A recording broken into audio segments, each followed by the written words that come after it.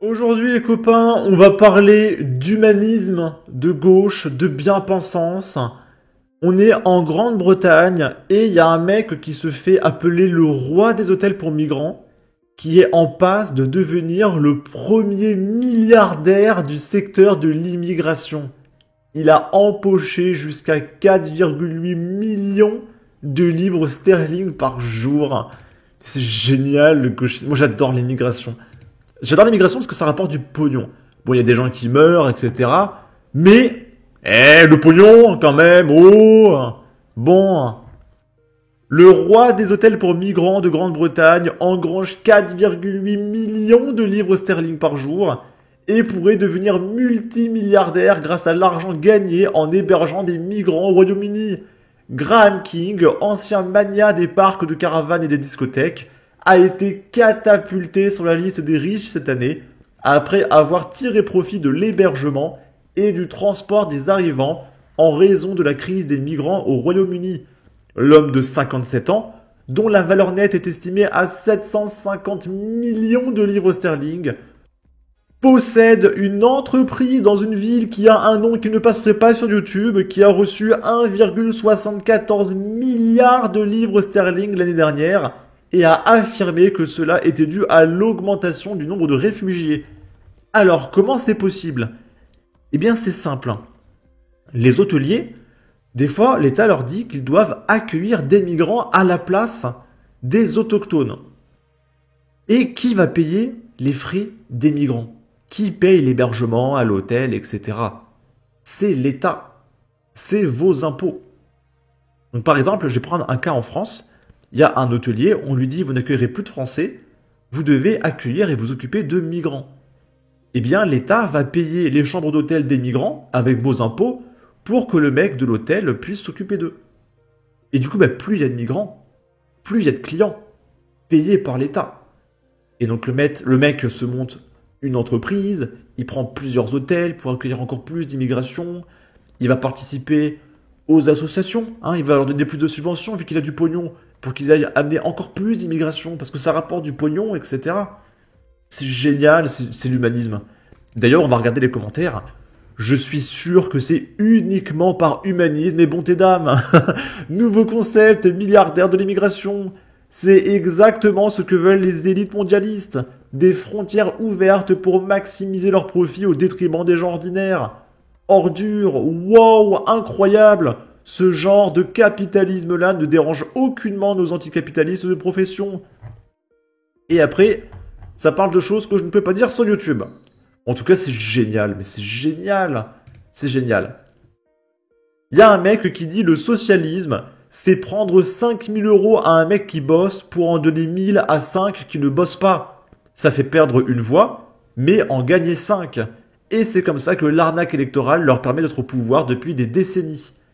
Et oui, parce que quand tu fais amener des migrants, et que tu en aides 5, au détriment de un Français, eh bien le Français ne votera pas pour toi, mais les 5 migrants vont voter pour toi. Et c'est d'ailleurs une des revendications de la France insoumise, même du nouveau Front populaire, c'est de donner le droit de vote à absolument tous les étrangers, pour se construire un électorat. Donc on sera de plus en plus taxé, le pays sera de plus en plus ruiné, mais la gauche aura de plus en plus d'électeurs. C'est génial, et comme ça ils pourront avoir leur petite gamelle à l'Assemblée. Vous verrez, il y a une vidéo qui va sortir bientôt sur le salaire des sénateurs, des députés européens et des députés français. Et vous verrez que c'est très important d'avoir une place au gouvernement pour toucher un peu plus de 20 000 € par mois. Voilà. Il faut se construire un électorat. Là, c'est Mathieu Slama qui réagit, c'est complètement lunaire. C'est Nicolas Daragon, ministre délégué à la sécurité du quotidien, qui est applaudi par le Rassemblement national lors du débat à l'Assemblée sur la double peine. Et il explique que si un étranger tue des gens, c'est dehors. Et Mathieu Slama répond « Ce discours n'est pas républicain ». Donc en gros, dire qu'il faut expulser des tueurs, c'est pas républicain. Ok, on va écouter.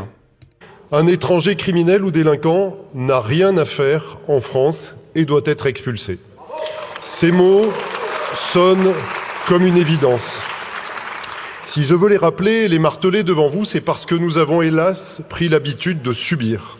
Subir malgré nous la présence sur notre sol d'individus qui ne partagent pas nos valeurs, qui ne respectent pas notre pays, voire qui mettent en danger nos compatriotes. Nous avons pris l'habitude, avec la complicité de certains, de protéger des individus indignes de la générosité des Français et de la protection de la France. Je le dis sans une once d'hésitation, sans un doute, avec fermeté, l'étranger qui assassine, dehors. L'étranger qui a un lien quelconque avec une entreprise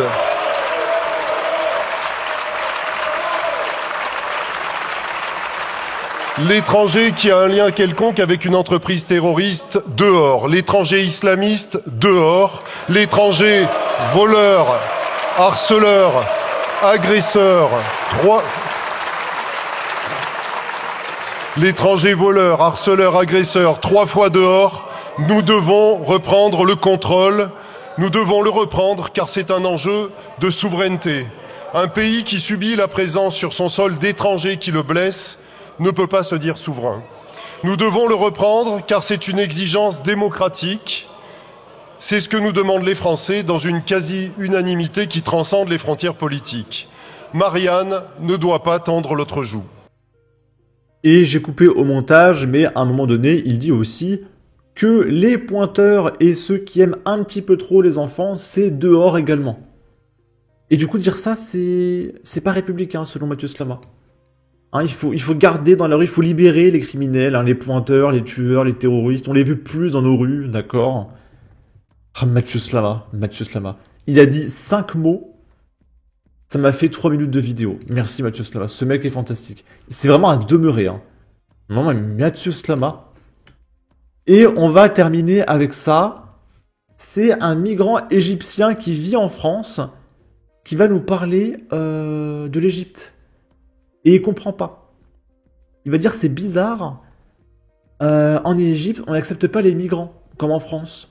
Ils ne payent pas 50% d'impôts pour accueillir toute l'humanité, etc.